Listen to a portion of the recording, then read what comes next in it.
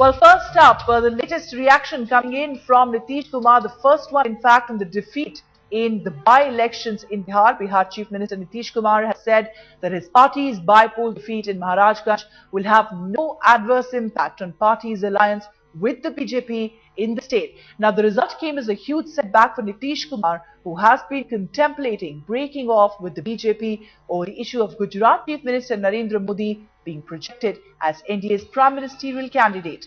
In fact, the RJD that handed out a crushing defeat to the JDU candidate has been exerting pressure on Nitish Kumar to walk the talk and snap ties with the BJP. In fact, with the sweep of the by-polls in Gujarat, the chances of Modi heading the BJP's poll committee for 2014 has only brightened.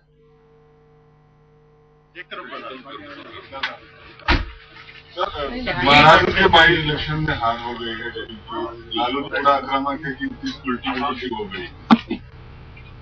Maharajganj के election में ये JDU की हार नहीं, ये seat हमारी नहीं थी, आरजेडी की सीट थी। आरजेडी जीत गई है और आरजेडी जीतने के बाद किस तरह इतरा रही है, आप इसी से उनके स्वभाव और मिजाज का पता लगा सकते हैं। हम लोग लगातार जीतते हैं, आज तक इतराते नहीं, विनम्रता के साथ जीत को स्वीकार करते हैं और उसी तरह से अगर नहीं जीत पाए हैं तो कोई दिक्कत नहीं है, लगातार जीतते रहे और जो सीट हमारी नहीं थी वो सीट हम नहीं जीत पाए, ये ठीक है। जीत जाते खुशी होती, नहीं जीते कोई बात नहीं। और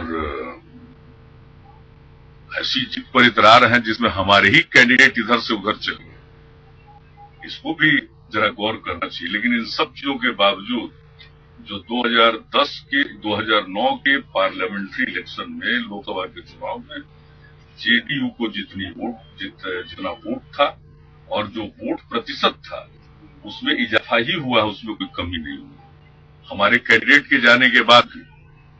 तो बावजूद उसके जेडीयू का यह प्रदर्शन तो रहा कि उस क्षेत्र में जहां हमारे सर्वे सर्वा थे कैंडिडेट, वो कैंडिडेट ही नहीं थे, उस इलाके के सर्वे सर्वा थे पार्टी, वो चले गए। उनके जाने के बाद भी विधानसभा के चुनाव में भी सीटें मिली और लोकसभा के चुनाव में भले ही सीट नहीं जीत पाए हो चुनाव में, लेकिन हमारा वोट और वोट का प्रतिशत बरकरार है। वो उधर गए हैं, आरजेडी इस पर जितना इतराना हो इतरा ले, अब जल गगरी छलकत जाए उसको क्या कीजिएगा, ऐसे ही है उनका कोई। और इस चुनाव में सब लोगों ने काम किया है और गठबंधन ने, पूरा गठबंधन के सहयोगी दल ने पूरे मनोयोग के साथ सब लोगों ने काम किया। तो क्षेत्र ऐसा है और क्षेत्र में जो राजनीतिक तौर पर, जो स्थानीय तौर पर इस उपचुनाव में जो परिस्थितियां बनी वो अलग किस्म की थी, इसलिए इसमें कोई परेशानी की बात नहीं है। और मुझे पूरा विश्वास था कि किसी तरह से लोग इतराएंगे और वो भूल जाते हैं कि लोकसभा के पिछले चुनाव के बाद 18 उपचुनाव विधानसभा का हुआ था और उस 18 में से पात्र 5 एनडीए जीता था। उस विधानसभा का रिजल्ट क्या हुआ, इसलिए भी इतराने को क्या कहिएगा।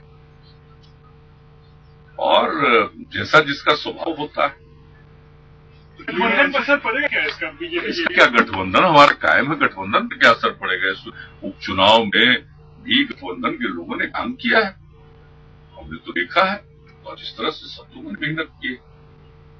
लेकिन एक चुनाव को अपने विरोधी से उस सीट को हम अपने हाथ में नहीं ले पाए, इसके लिए कोई बहुत परेशान होने की जरूरत नहीं है। राजनीति में जब जीतते हैं तो कभी कभी नहीं भी जीत पाते, तो इसमें कौन सी बात है। ये वो सीट है जो हमारी है ही नहीं, इसमें हम लोगों पर क्या असर पड़ा, कोई असर नहीं पड़ा। लेकिन इतराने वाले इतराते रहे, उनको इतराना मुबारक। जो आश्रय के दायरे में राजनीति